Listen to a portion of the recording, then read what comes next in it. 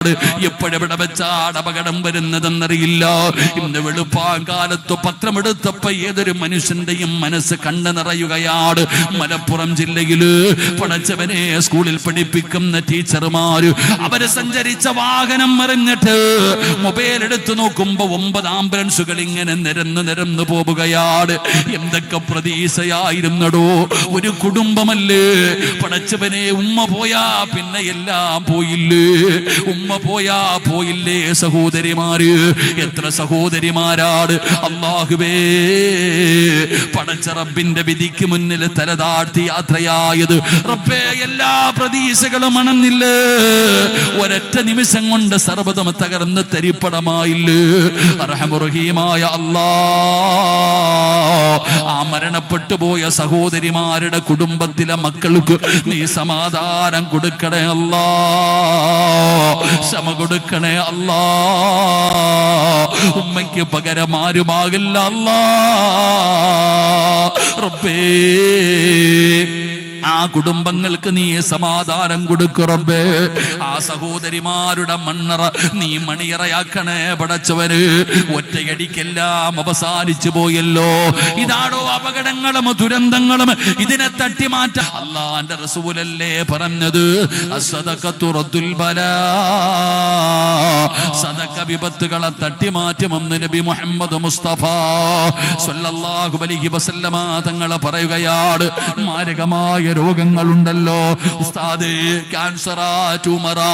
ഇന്നൊരു സഹോദരൻ തന്റെ ചെറിയ കുഞ്ഞിനെ കൊണ്ടുവന്ന് കാണിച്ചു തരികയാണ്.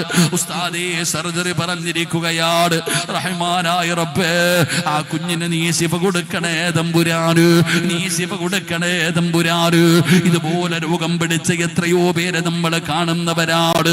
വേദന സഹിക്കാൻ കഴിയാതെ സങ്കടപ്പെടുന്നവരുണ്ട്. മരുന്ന് കഴിച്ചിട്ടും മാറാത്ത രോഗമുള്ളവരുണ്ട്. പെങ്ങളെ നബിതങ്ങള് പറഞ്ഞ മരുന്നെന്താണ്? ഏത് രോഗവും മാറാ നബിതങ്ങള് പറഞ്ഞ മരുന്നെന്താ?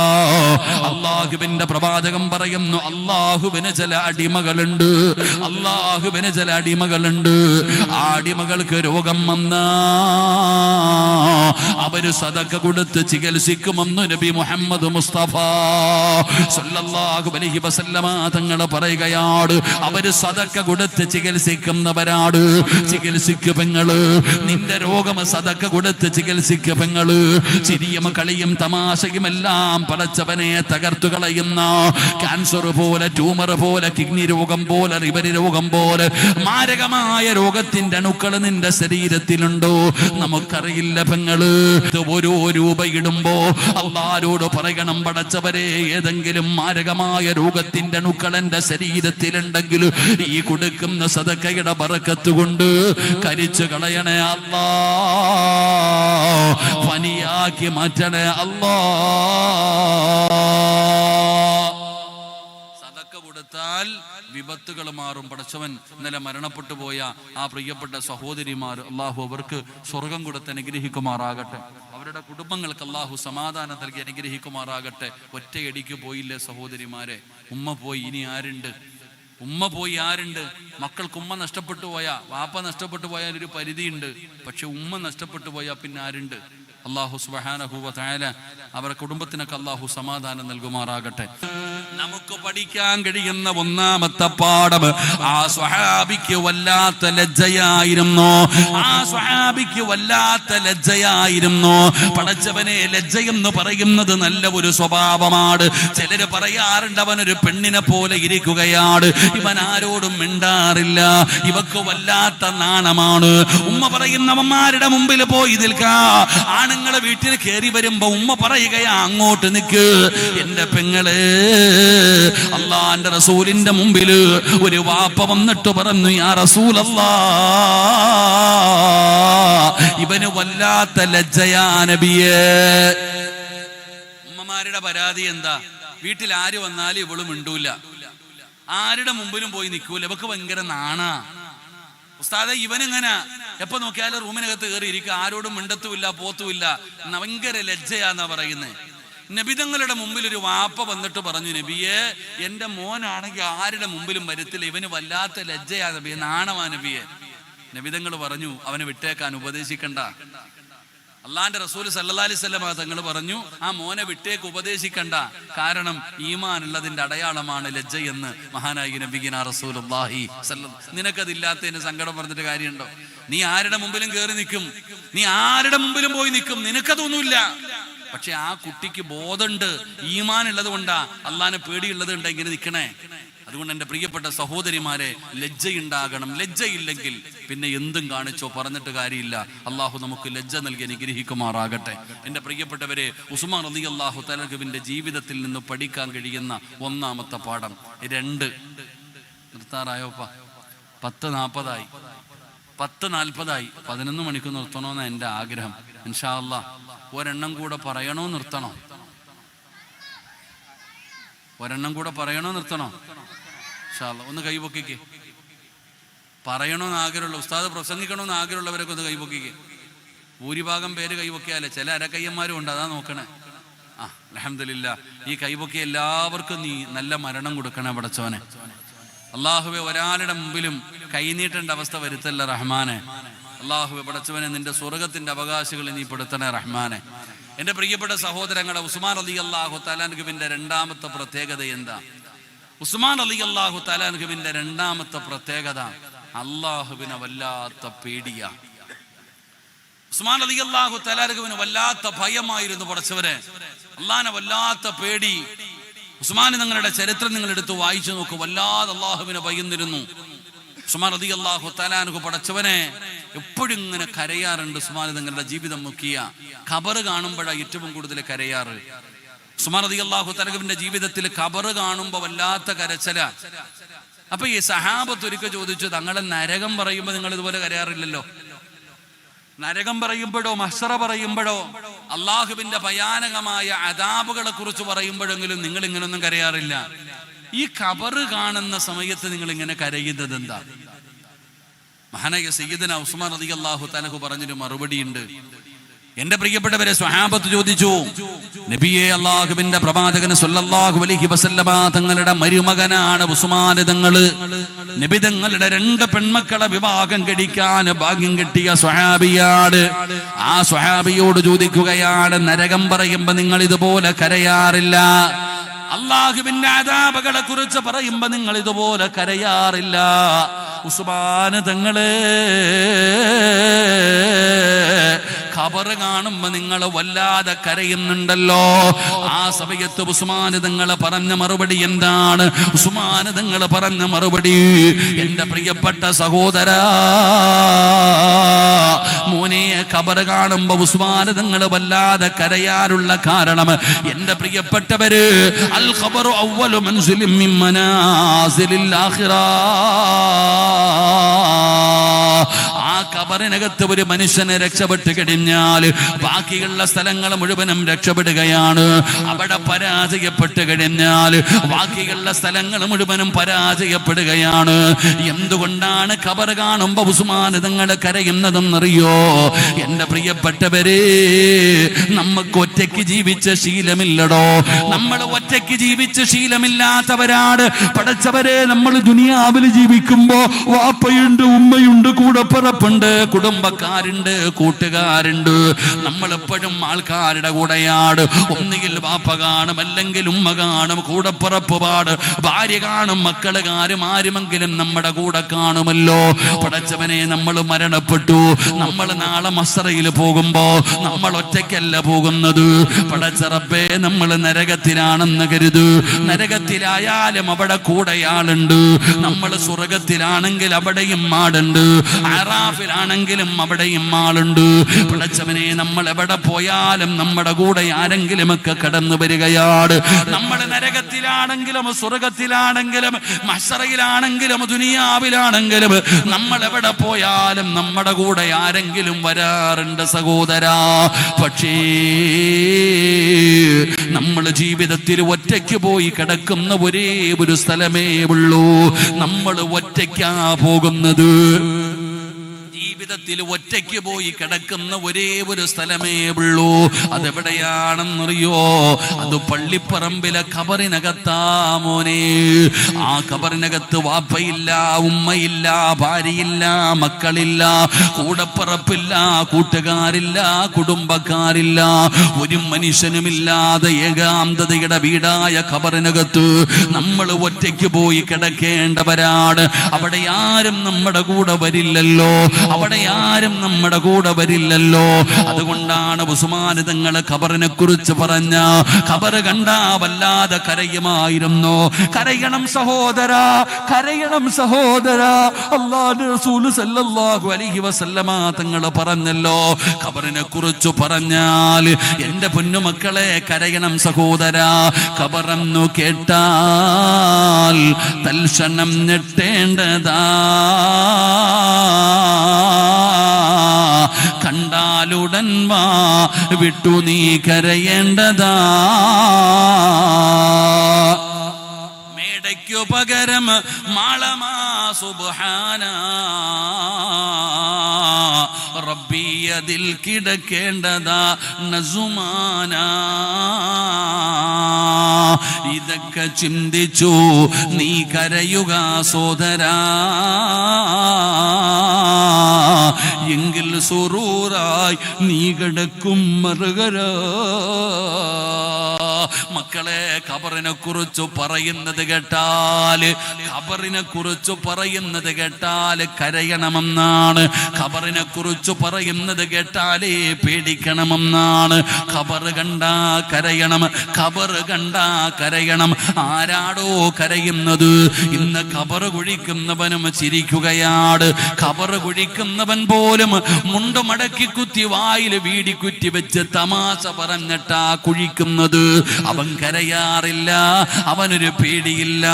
ഖബറിനകത്തിറങ്ങിയിട്ട് മയ്യത്തിറക്കി വെക്കുന്നവനും കരയാറില്ല, കൊണ്ടുപോയി പലക നിരത്തുന്നവനും കരയാറില്ല, മണ്ണ് വാരിയിടുന്നവനും കരയാറില്ല, മണ്ണ് വെട്ടിയിടുന്നവനും കരയാറില്ല, വെള്ളമൊഴിക്കുന്നവനും കരയാറില്ല, ചെടി നടന്നവനും കരയാറില്ല, ദുആ ചെയ്യുന്നവനും കരയാറില്ല. മക്കളെ, ഖബറിനെ കുറിച്ച് പറയുന്നത് കേട്ടാലേ പേടിക്കണമെന്നാണ്, ഖബർ കണ്ടാ കരയണമെന്നാണ്. എന്തുകൊണ്ടാ പടച്ചവനെ ഖബർ കണ്ടാ കരയണമെന്ന് പറയാനുള്ള കാരണമെന്താ?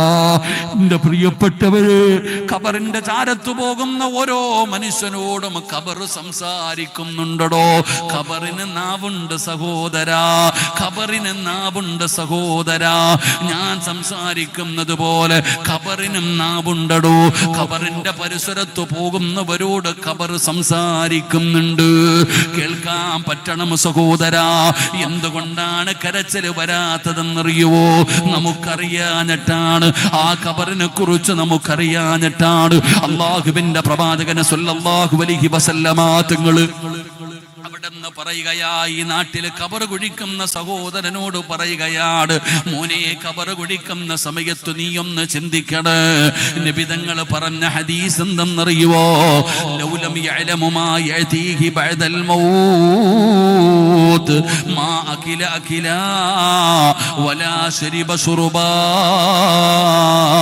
ഇല്ലാ വഹുവ യബ്കീ വയദ്രിബു അലാ സദ്രീ. നബിതങ്ങൾ പറയുകയാണ്, ആ ഖബറിനകത്ത് കിടക്കുന്ന മനുഷ്യന്റെ അവസ്ഥ എങ്ങാണം നീയൊക്കെ അറിഞ്ഞിരുന്നെങ്കിൽ. നബിതങ്ങൾ പറയുന്നു, കഴിക്കാൻ ഭക്ഷണമെടുത്തു, കരയാതെ കഴിക്കാൻ പറ്റൂല. കുടിക്കാൻ വെള്ളമെടുത്തു, നെഞ്ചത്തടിച്ച് കരയും വാപ്പാ. വയദ്രിബു അലാ സദ്രീ. എന്റെ പ്രിയപ്പെട്ടവരോട് പറയുകയാണ്, മഹാനായ ഉമർ ഇബ്നു അബ്ദുൽ അസീസ് തങ്ങളുടെ ചരിത്രം അവിടെ നിന്ന് പഠിച്ചവരാണല്ലോ. ഉമർ ഇബ്നു അബ്ദുൽ അസീസ് തങ്ങൾ അല്ലാഹുവിനെ ഭയന്ന് ജീവിച്ച മനുഷ്യനാണ്. ഖബർ പോലും ഉമർ ഇബ്നു അബ്ദുൽ അസീസിനോട് സംസാരിച്ചിട്ടുണ്ടെന്ന് ചരിത്രം പറയുമ്പോ, ആ ഏകാന്തതയുടെ ഖബറിനകത്ത് ഒറ്റയ്ക്ക് പോയി കിടക്കണ്ടവരാട്. വെളിച്ചമില്ല പെങ്ങള്, വീടിന്റെ അകത്ത് ഫാനും ലൈറ്റുമെല്ലാം ഒഴിവാക്കിയിട്ട് ഒറ്റയ്ക്കിരിക്കാൻ പേടിക്കുന്ന പെങ്ങള്, 6 അടി മണ്ണിനകത്ത് നിന്നെ ഇറക്കി കിടത്തിയിട്ട് പലക നിരത്തിയിട്ട് എല്ലാവരും പിരിഞ്ഞു പോകുമ്പോ അല്ലാഹുവേ ഞാനും നിങ്ങളും ഏകാന്തരായതിനകത്ത് കിടക്കേണ്ടവരാട്. റബ്ബേ ഞങ്ങളുടെ ഖബർ നീ പ്രകാശിപ്പിക്കണേ അല്ലാ. അതുകൊണ്ട് എൻ്റെ പ്രിയപ്പെട്ട സഹോദരങ്ങളെ, ഖബറിൻ്റെ അടുക്ക പോയാ ഖബറിനെ കുറിച്ച് പറഞ്ഞാൽ തന്നെ കരയണമെന്നാ. ഖബർ കണ്ടു കഴിഞ്ഞാൽ കരയണം, അതിനെക്കുറിച്ച് പറഞ്ഞാൽ പേടിക്കണമെന്നാ. ഖബർ കുഴിക്കുന്നവനും പേടിയില്ലടോ. ഓനിങ്ങനെ തമാശ പറഞ്ഞിട്ടാ. ഞാൻ പേടിയാ നമുക്ക് എൻ്റെ അടുത്ത് പോകാൻ. ഞാനൊരിക്കൽ എൻ്റെ പള്ളിയിൽ ഖബർ കുഴിച്ചുകൊണ്ടിരിക്കുന്ന സമയത്ത് ഞാൻ അതിനകത്തൊന്ന് ഇറങ്ങി നോക്കി. എൻ്റെ പള്ളിയിൽ ഖബർ കുഴിച്ചിട്ടിരിക്കുക, ഞാനൊന്ന് ഇറങ്ങി അതിനകത്ത്. റഹ്മാനായ അല്ലാഹ് പടച്ചോൻ അതിനകത്ത് ഇങ്ങനെ ഇറങ്ങിയിട്ട് ഞാനൊന്ന് ഇരുന്നു. ഒരു 2 മിനിറ്റ് കഴിഞ്ഞപ്പോൾ ശരീരം എല്ലാം അങ്ങോട്ട് വിയർത്തു. എനിക്ക് പേടിച്ചിട്ടെ ഞാനിങ്ങനെ ചിന്തിച്ചു പോയി, പടച്ചോനെ ഇതിനകത്ത് പോയി കിടക്കുമ്പോ തഴപുസ്തകം പറയുന്നുണ്ട്, ഖബറിന്റെ ആഴം നോക്കടാ, ഖബറിന്റെ ആഴം നോക്കടാ സഹോദര. പടച്ചോനെ ഖബറിന്റെ ആഴം നോക്കാൻ. എന്നിട്ട് തഴപുസ്തകം ചോദിക്കുക, ഇതുപോലെ ഒരു കുഴി നിന്റെ ജീവിതത്തിൽ നീ കണ്ടിട്ടുണ്ടോ? നമ്മുടെ ജീവിതത്തിൽ ഖബർ പോലൊരു കുഴി കണ്ടിട്ടുണ്ടോ? ഒന്ന് ഇറങ്ങി നിൽക്ക്. ഏതൊരു മനുഷ്യനും നന്നാകുമടോ. നമുക്ക് അല്ലാഹുവിനെ പേടിയൊന്നുമില്ല, എന്ത് തെറ്റ് ചെയ്യാനും നമുക്ക് പേടിയില്ല. പേടിയൊക്കെ പോയി. നമ്മളെ കാണുന്ന ഒരു പടച്ചറബുണ്ടെന്നുള്ള ബോധം പോലും നമുക്കില്ല. നമ്മൾ അല്ലാഹുവിനെ മറന്നുകൊണ്ട് ജീവിക്കുന്നു. എന്തൊരു ധിക്കാരം, എന്തൊരു നന്ദികേട്. കണ്ടുപിടിക്കുമ്പോഴും കഞ്ചാവടിക്കുമ്പോഴും വ്യഭിചരിക്കുമ്പോഴും ഏത് വൃത്തികേടുകൾ ചെയ്യുമ്പോഴും നീ ഒന്ന് ആലോചിക്കണ്ടേ, ഇതെല്ലാം കാണുന്ന ഒരു റബ്ബുണ്ടെന്ന്. ഇതിനെക്കുറിച്ചെല്ലാം അല്ലാഹു എന്നോട് വിചാരണ ചെയ്യുമല്ലോ. ഞാൻ ഏത് രഹസ്യമായി ചെയ്താലും റബ്ബിത് കാണുന്നുണ്ടല്ലോ. ഇതിനെക്കുറിച്ചൊക്കെ അല്ലാഹു നമ്മളോട് ചോദിക്കുമെന്നല്ലോ എന്നൊരു ഭയം നമുക്കില്ലാതെ പോകുന്നടോ. നമുക്കിന്ന് പേടിയൊന്നുമില്ല. അള്ളാഹിനെ കുറിച്ചുള്ള ബോധം നമുക്കില്ല. അള്ളാഹുവിനെ കുറിച്ചുള്ള ഭയം അള്ളാഹു നമ്മുടെ ഹൃദയത്തിൽ നൽകി അനുഗ്രഹിക്കുമാറാകട്ടെ. എടോ, അള്ളാഹു ഹാദിരി, അള്ളാഹു നാദിരി, അള്ളാഹു ഷാഹിദി, അള്ളാഹു മഈൻ. ഈ ദിക്ർ മാത്രം ചിന്തിച്ചാ പോരെ. എടോ, ഇതെല്ലാം അള്ളാഹ് കാണുന്നുണ്ടല്ലോ, സാക്ഷിയല്ലേ പടച്ചവൻ. നമ്മുടെ എത്ര വലിയ പാപം ചെയ്താലും നമുക്കൊരു സങ്കടമില്ല. നമ്മൾ ഇങ്ങനെ നടക്കാൻ നമുക്കൊരു പേടിയില്ല. പടച്ചവന് വീണ്ടും വീണ്ടും തെറ്റുകൾ നമ്മളിങ്ങനെ ചെയ്യുന്നു. ശീലമായി ചിലർക്ക് തെറ്റ് ചെയ്യുന്നത് തന്നെ ഒരു ശീലമായി. ചിലർ പറയുന്നത് എന്ത് തെറ്റ് ചെയ്താലും അള്ളാഹ് പുറത്തു തരുമെന്നല്ലേ നിങ്ങൾ പറയണേ. ഉസ്താദന്മാരോട് തന്നെ ചോദിക്കുക, എന്ത് തെറ്റ് ചെയ്താലും അള്ളാഹു പുറത്തു തരുമെന്നല്ലേ പറഞ്ഞിരിക്കണേ. പിന്നെന്താ ഉസ്താദ് ചെയ്യാ പറ്റുക? ചെയ്യാ പറയാ ഇതെന്നെ പരിപാടി. എൻ്റെ പ്രിയപ്പെട്ട സഹോദരങ്ങളെ, അള്ളാഹുവിനെ കുറിച്ചുള്ള ഭയം ഉണ്ടാകണം. അള്ളാഹു നമ്മുടെ ഹൃദയത്തിൽ നൽകി അനുഗ്രഹിക്കുമാറാകട്ടെ. അള്ളാഹിനെ കുറിച്ച് എല്ലാം കാണുന്ന റബ്ബുണ്ടടോ. ഉമർ ബിൻ അബ്ദുൽ അസീസ് റളിയല്ലാഹു തആല അൻഹു ഒരിക്കൽ ഖബറിന്റെ ചാരത്ത് പോയി ജനാസ ഖബറടക്കി. ജനാസ ഖബറടക്കിയിട്ട് എല്ലാവരും പോയി. ഉമർ ബിൻ അബ്ദുൽ അസീസ് തങ്ങൾ ഒറ്റയ്ക്ക് നിൽക്കുക ഖബറിന്റെ ഇടയ്ക്ക്. തങ്ങളെ വരുന്നില്ലേ, തങ്ങളെ പൊക്കോളാൻ പറഞ്ഞു. എല്ലാവരോടും കൂടെ വന്ന എല്ലാവരോടും പറഞ്ഞു, നിങ്ങളൊക്കെ പോ, ഞാൻ വരുന്നില്ല.